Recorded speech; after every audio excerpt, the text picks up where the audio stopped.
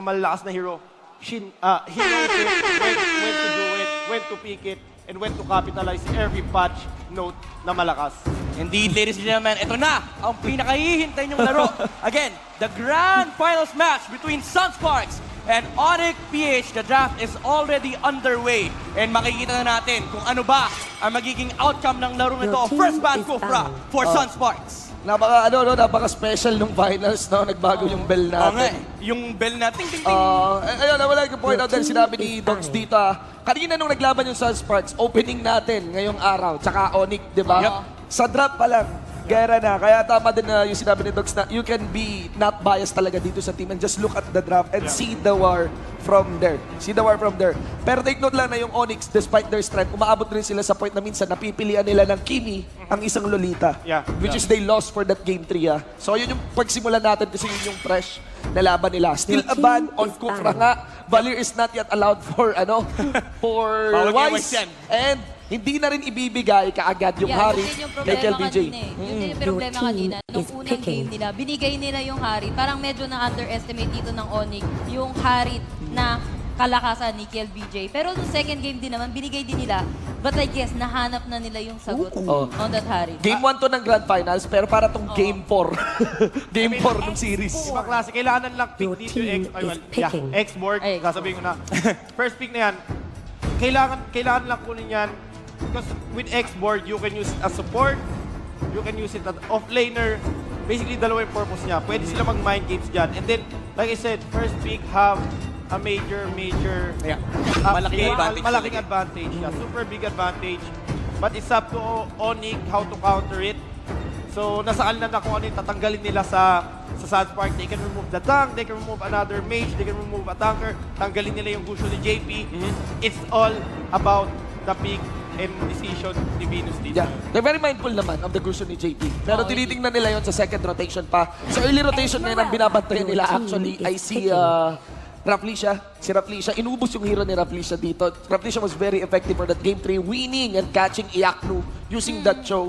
Tapos Kufra din ni Rafflesia. Hanggang ngayon, hindi pa rin magamit-gamit ni Rafflesia to. So that relegates him into using an Akay na lang muna. Meanwhile, hindi pa rin uminto. Wise would still just stay on that Esmeralda.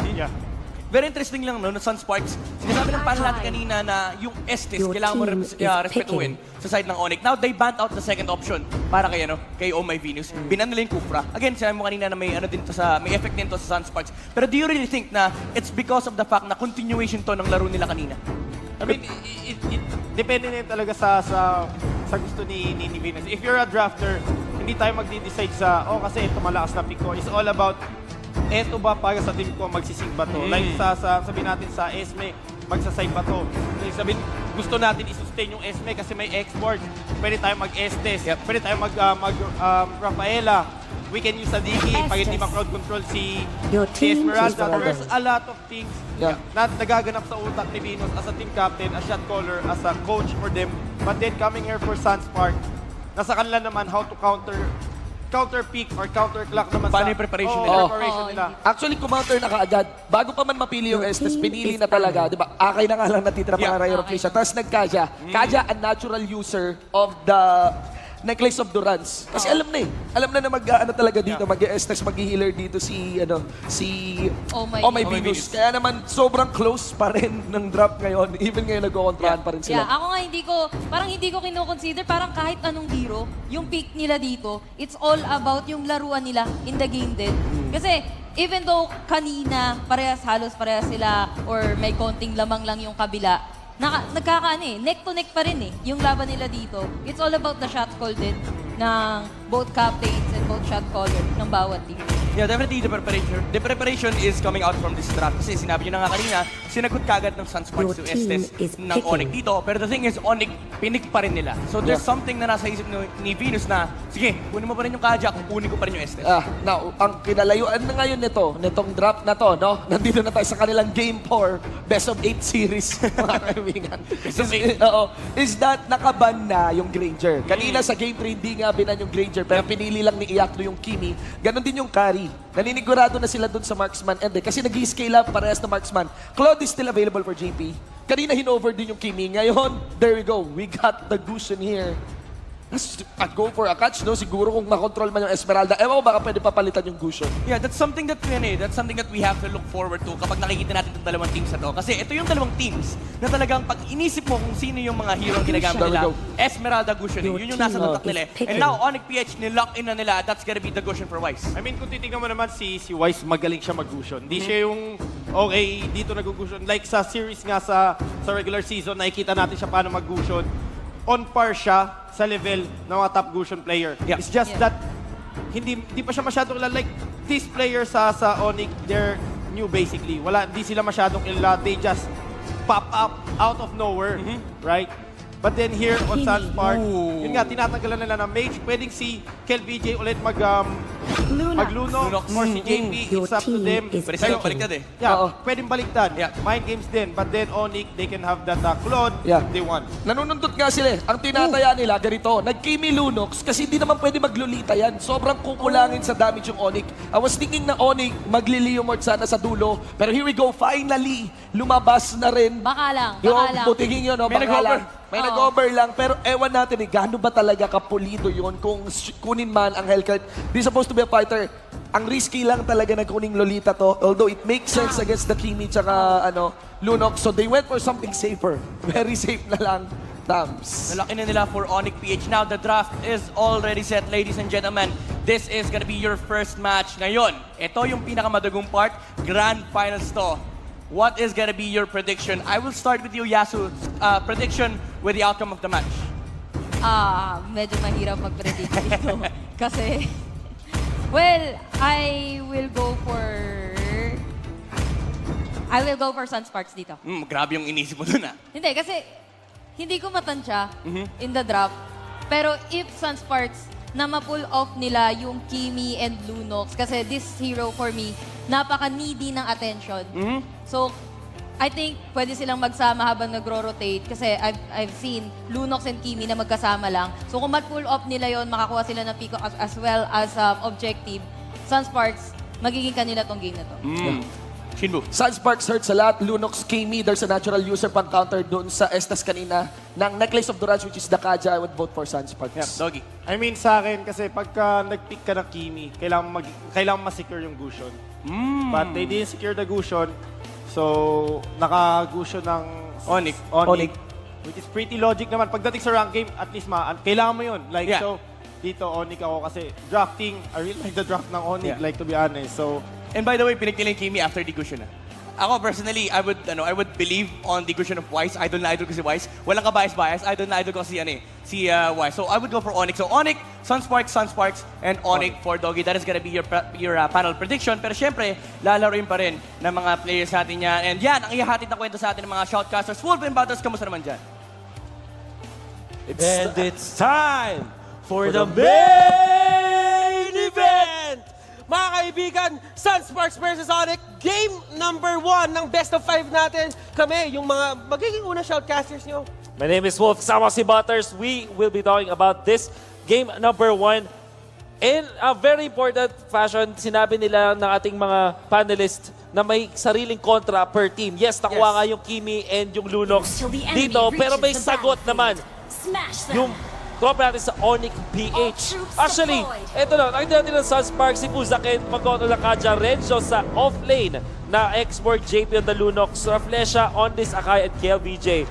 Kimi. Okay. Mukhang may teka lang, nawala yung sa Onic PH pero easy na rotation. So what they do is, they try to break the rotation ng kalaban nila. In a very interesting manner, ginawa dito yung isang greedy na rotation mula sa SUNSPARKS. I like it a lot. 2-1-2, yung nangyari. Isa lang yung nasa gitna, which is the export. Tapos yung ibang mga cores dito ng SUNSPARKS nag-invade in other parts of the map. Ayaw nilang ma-pressure dito nung Grok Esme or nung Grok Estes plus Nagusion sa mid. So para medyo nag-dodge sila ng konti doon kaya Butters. And at the same time, looking at the crab, nakuha na dito ng SUNSPARKS yung dapat sa Onic PH. But right now, Onic PH aiming. Standard na picks na ngayon. But I think someone in the panel mentioned na kailangan early agad makuha yung objectives if you have this mage killer. Kasi mabilis nga siyang mag-fall off into the late game. So far, SUNSPARKS, alam natin na sila yung klase ng team na mag-group up at kukuha ng objectives after objectives. And we can expect them to do such thing. Onic PH is gonna be up to them kung paano nila kukontrahin yung ganong playstyle ng SUNSPARKS. Okay, so right now, si Yaknu, Turtle they're still trying resurrecting to get soon. their level 4. Kung titignan natin yung XP economy for bro teams dito, si LBJ and Wise is at level 5. May level 4 na din si Regio, may level 4 na si JP. While yung iba sa side ng Onic, medyo nag-struggle kunin yung kanilang mga ultimates. 5 lang si Wise, halos lahat dito level 3, maliban kay Dilar, na pumasok na din sa level 4 rin. There's a little bit of XP advantage kasi na makukuha ng SUNSPARKS out of their initial rotation. At dahil dyan ay may ticket pa sila papunta dito sa may turtle at makukuha ngayon nito ni Lunox from SUNSPARKS. Medyo may nakita sila. Full with the jump in actually, pero nakatakas yung dalawang members ng Onic PH as they will get away. Okay. Roughly siya, they're just trying to spot out. Ito yung maganda sa SUNSPARKS eh. Sinabi nito ni Doggy nung isang panel niya, magaling sila kumuha ng vision. Hindi sila takot na pumasok sa isang gubat o sa isang brush para sipatin lang kung sino man yung nandun. But right now, we are seeing a duel happen. There's a level 4 versus a level 5. There's a level 5 versus a level 5. And fire missiles will be thrown out. Sinusunog-sunog ng onte. Dilar siya ang talagang mapapaalis doon. That is the matchup between si Xborg and si Tams. Always natatalo talaga si Tams. Just because of the pure damage nga naman na meron ang isang export, pero yung top lane, napakabilis na na-push dito ng SUNSPARKS. Bottom, pinapressure dito ng Dilar. Already, walang Viraga armor dito. Ngayon, si Regio kailangan ng tumakbo mula kay Dilar as the Contract Inferno also burned out. Pero kailangan niya mag-ingat dahil nandito na si Wise. Ito na ba ang first blood? Mukhang ito na nga yata. Medyo survive, but there is gonna be the kill. Raplesha though, nag-arrival naman pala. Dumating na dito pero wala pa siyang damage. So say that, napatay pa rin nila. Dito naman sa may batang kita, 3 versus 2 na at ligtas si LBJ. Not for long, dahil tinamaan siya ng Guardian's Barrier. Now JP naman ang target ng Onic PH. At nakatatlo ang Onic sa clash na yon. Dikit na dikit ang laban. Ayaw magpalabang ng bawat isa. Onic PH dito. Getting the best out of that skirmish. Actually, dalawang skirmish yung nangyari. Here comes Rafflesia with the stun. Good bit, Last Insanity. Last Insanity! It will take down Dilar! Humahabol ba sila dito kay Estes? Pero bibitawan na nila as hindi nila alam kung nasaan yung ibang tao sa side ng Onic PH. Pares tayo ng kill score, Kuya Butters. Pero ang nakikita natin Sparks, dahil meron nga sila nakuwang Torre. Onic PH, pwede silang magdepensa dito. And actually, kailangan nilang magdepensa because yung SUNSPARKS, they will slowly take their advantage out of these turrets. Regio, on the other hand, just pushing out the lanes. Hindi ganun kabilis mag-push ang isang Export. But still, he Falling has Star enough Moon. weight there. And the Falling Star Moon will be there. JP dito sinusubukan tumakbo. Ginamit pang dash yung Chaos Star killing niya. And that is going to be the kill. SUNSPARKS dito. Will they contest the turtle? Ito yung pangalawang turtle if I'm not This mistaken. is the second turtle indeed at makukuha yata yan ng Onic PH dahil na-eliminate na nila yung Lunox factor dito and there's no way for SUNSPARKS to contest that even. So, Onic PH definitely nasa kanila na ngayon ang ating kalamangan. Now, this is a best of 5. SUNSPARKS and Onic, kailangan natin alalahanin na nag-meet pa lang sila in terms of BO3. Oo, ibang factor kasi pag May mga best of 5 factor yan series na talaga. Kung sino mas madaming baon na strategy dito, he is the one, or that is the team, na lalamang kapag dumating tong game na to, pumunta to in the long run. Ooh. And may Calamity Reaper na ngayon si Gusion, 5 minutes 31 seconds in, on top of the Pillager Axe. Kung meron ka mystery shop, hindi ganun kabilis yun considerably. So SUNSPARKS, yung kanilang mid-lane matchup dito kay JP, kahit 2 deaths na si JP, parang medyo nandun pa rin siya. Parang hindi pa siya iwan. Kumbaga, nitong ating shot naman, Greed taking 50% damage out of just 2 skills mula dun sa export. Ito na nga, last insanity ginamit pero 4 versus 1. Ano nga naman kapit? May nag-arrival naman pala! Napakagandang ibig mula kayo ng Flesha. Ligtas pa rin si Wise. Finally will evolve. No, he won. Konting life steal pa daw. Regio, may armor na siya ulit. Kulang. By the way, sa baba. Pumupuga. Grabe naman yun. Yeah, BJ! Greed dito, nakakaiba na. Pangalawang last. Isang last insanity pa! Pangal- Sobrang baliw na nito! Grabe. Okay, may hatak, may talon, may Falling Star Moon, and they'll get the kill. Finally, pero anong kapalit? But 5 Torre. But still, that is a very worthy sacrifice. Kasi, ang tagal nag-stay ng Onic PH sa may taas para lang makuha yung kill kay Renzo. At hindi pa nila na-push yung Torre dun sa top lane, by the way. Not realizing na habang nangyayari yung lahat, onto the middle, onto the bot, wala na silang counter turrets. Yes. 5 in total na turrets ang nakuha dito ng SUNSPARKS. 3 dun sa specific clash na yon. Isa dun sa may gitna, 2 dun sa may bottom lane. Nakita nyo kung gaano kabilis mag-take na objective si KLBJ. And the problem is napakagaling magdepensa ng isang expert. Kung hindi siya man lang ganun kabilis mag-push, sobrang lakas naman niya mag-turret defense. And nakita natin yung arrival dito ni Raflesia, saktong-sakto. Wala man silang napatay. They still kept their turrets intact sa top lane. This is why SUNSPARKS still are on the lead. Alam mo, men, Turtle nakuha dito ni yung Bushon. bigayan dito, nagkakuhaan, nandun sa may gitna, Raflesia with Hurricane Dance. 3JP going 1v1, Iakno dito, masyado mababa yung buhay. Power of Nature will be there. Oh my Venus, ang heal lang to, pero si Dilar, masyado malayo. Wala siyang clinic dito, mga kaibigan. JP trying to go in. Order Brilliance, Puzaken, Ring of Order, nagkabatuhan, one charge will be thrown out. But in terms wise, lalaban na nga dito, may makamatay na nga siya, pero mapapanish siya na shutdown. Mula doon sa Falling Star Moon, kumalik na sa 3.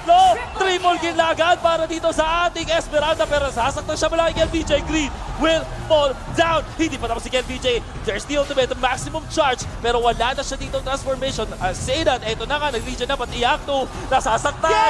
May hit! Natouch! Natouch niya! Buhay pa ba? Kaya pa ba? Oh my virus! Oh! So close! KLBJ!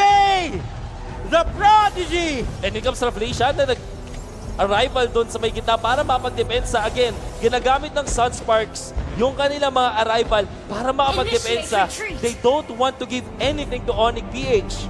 Holy Crystal, nakuha na ni Wise. So that means may extra damage na yung mga basic attacks niya dito.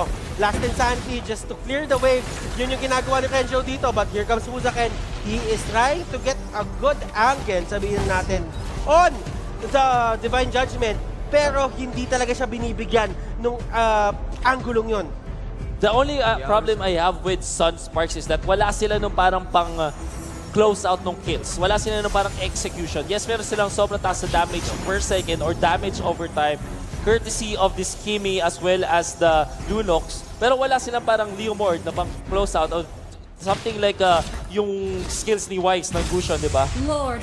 That's what they need to do. Ang nangyayari kasi dito, kapag wala kang pang patay or wala kang pang execute, na-heal up lang gamit yung sustain na meron nga naman yung isang Estes. Nagamit na nila dito yung Hurricane Dance sila, and right now, one Nice charge one will charge. hit 3 people. Divine Wise Judgment, trying to go for his combo. Greed will go down.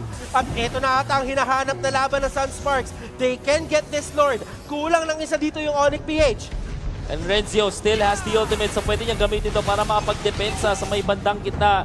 Well, he still is not committing it, pero nabubugaw niya yung members dito ng Onic PH. Time and time again, ayokong paulit-ulit ang sinasabi, pero kita-kita nyo naman, ayaw magbigay ng SUNSPARKS ng Torre sa kalaban ng Onic PH. And look at the pressure na binibigay dito ni Renzo sa kalaban niya. 3 tao Grabe, yung Lord. nag-stick niya doon. He's gonna Sa take may this. gitna, Oh! the Lord will be taken. SUNSPARKS dito get their first important objective of the game. Sobrang intense na ating laban, Butters. Both teams having their own priorities. SUNSPARKS, mas gusto nila dito yung mga Torre, yung mga Turtle, yung Lord. Onic PH, priority nila makakuha ng kills dito. Lamang sila ng kills, pero yung SUNSPARKS pa rin yung abante in terms of gold. Dahil mas lamang nga naman sila sa mga objectives. They know that they scale better kapag dating din ng late game. Hindi katulad ng isang Kimi na naka-mage killer, medyo talaga nag-fall off. Well, hindi medyo, nag-fall off talaga pagdating ng late game. But right now, on the top lane, talagang lahat ng lanes, kung papansinin mo dito, look at the map. Pressure. Lahat ng lanes naka-push out papunta sa side ng Onic PH. And what SUNSPARKS wants to do right now is to get as much as possible. Mukhang hindi sila makakuha ng inhibitor turret courtesy of that. Just a glowing one para sa ating Kimi. Definitely more damage and more burn. More burn. Tama ka doon, Kuya Wolf. And the Lord will go down. That is still level 1. Hindi din ganun siguro Uy, kalaki tumalon si expectation Iakto. sila. Pero ang ganda naman ng Hurricane Dance doon. May damage siya rin mula kay LBJ. But in comes the Estes. Healing kaning. At napatay na nila yung Lunox. Last Insanity ginamit na dito. Pero wala mang follow damage. Pumutok na nga. Pero yung heal pa rin ni Estes. sobrang taas. Hindi sila makakuha ng kill. KLBJ pa yung mamamatay. Tatlo na. Make that 4 as Onic PH destroys SUNSPARKS. 4-0. Walang nakuha yung SUNSPARKS doon. That was a good hurricane dance na ginawa ni Raflesia. Ang pinaka-problema, hindi kinaya ng damage output ni KLBJ na patayin mag-isa yung Esmeralda. Ang sinasabi kasi natin dito, mataas nga yung damage overtime ng SUNSPARKS. Pag hinalaman mo sila, ang kate. Pero wala sila nung pangpatay. Wala silang pang-execute or eliminate. Because of that, yung healing galing dito ni Estes, sulit na sulit. Oy! This time though, magandang punish. There's the shutdown. Nagulat sila doon. And they are still following up the stun connects on Oh My Venus. Pero hindi natutuloy ang SUNSPARKS. Oh my Venus. Cursed Helmet is now available for Raflesia, so any damage dito that is attributed sa Magic, tataas na. Yeah. And at the same time, kung meron kailangan na sabihin natin i-burn na buhay, makukuha din yan doon. Tama yung ginagawa ng SUNSPARKS dito. They're actually getting all of the buffs. The buffs. Exactly. Meron pang buff dito sa may taas. And they think that they really want to deny this against Onic. Gusion na walang buff ay sobrang lungkot. At speaking of the Gusion, where is he? Nakatakas naman. Gamit ang incandescence. Almost falling. But they are denied. Dinideny lang talaga nila. Yun yung yun yung pinaka hinahabol ng SUNSPARKS dito, yung timing. Timing is everything for a Kimi lineup. Onic PH on the other hand, gusto lang talaga nila i-take down yung Kimi para dumating sa point na sobrang tagal natin, hindi sila makapag-push. Mananalo na sila doon from that point. So far, may depensa dun sa may top lane gamit yung export sa may bandang gitna mo. Kung may pinapwersa dito ang Onic PH. Greed is on the front as he comes Wise. Nagpakita.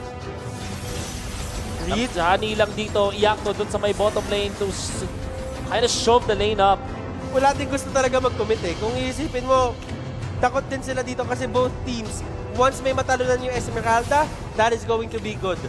Once na may mahuli si Busaken, maganda din yon. So they really have to be careful and find an opening. Find that certain opening na pwede na lang gamitin sa kalaban nila. Wise going in. Busaken dito, nag-dash in na. Pero Nice touch on the one charge, pero in comes the falling star, pero may ulit ko din dito si Raflesia. Wala nga lang naipit doon. Actually, mamamatayan pa dito ang SUNSPARKS. In comes the arrival. Ito na si Raflesia, pero napatay na yung Lunox dito. Ito sa last insanity. It's gonna be a kill. Finally, the shutdown on the Gusion. Sasaktan na rin dito mga members ng Onic PH, pero lamang pa rin sa tao ang SUNSPARKS. There could still be pressure from Onic PH, especially because yung Thams nandito lang sa gitna. Arrival ginagamit, pero that's weird. Hindi niya na-target yung Torre. Kaya hindi naging invulnerable. that could have been time wasted for the side of Onic PH. But, ang nangyari, nagsayang ng spell dito. Oo. Yung team ng SUNSPARKS. Onic PH, they're looking very good. Hindi sila dito. Kumbaga, kontrolado nila yung game. You just have to look out for Busaken and Raflesia. Tatandaan natin na kapag ka-behind tong team na to, yun yung dalawang gumagawa. Regio with the last insanity, sumabog, walang tinamaan, and Busaken will just back out. Ginamit na rin ni Regio para makapag-mamba out mula sa kanyang mga kalaban. It's the Beast Killer, I think, mula dito sa ating Gusion. Finally, kinumplete na nga niya yun. And you can really feel right now that Onic PH still, sila na yung nakakalamang sa ating laban. Ramdam natin ngayon na sila na ngayon nasa advantage. Sila na yung nagko-control ng pace ng ating laro. Pero ito na yung second most important Lord. But there is gonna be the times journey on to Greed. Pero may watch out naman yung tatlo dito. Where's the Falling Star? Hindi pa rin ginagamit. Brilliance as well as the last insanity ginamit na. Pero wala pa rin mapatay mula sa Onic PH. Tumalo na nga members dito ng Onic. Napatay nila yung export. Sinunod na rin yung Kaja. Dalawa na ang kanila napatumba. Wise, hinaabot si Raflesia. This could be the third one and it will be JP the bad spot. Nakita na nga dito na slow pa. And mamamatay. Apat ang napatumba. Si KLBJ naipit! Hindi siya makatakbo! Blade Armor! Grid! Kung dumating rin dito mga kaibigan, KLBJ binabakit pa rin si Iakno. Iakno dito umiiyak habang tumatakbo. Pero hinahamol pa rin niya! Pero doon sa may base! Doon sa may base! Onic PH! They'll secure game number 1. Matapos maghabol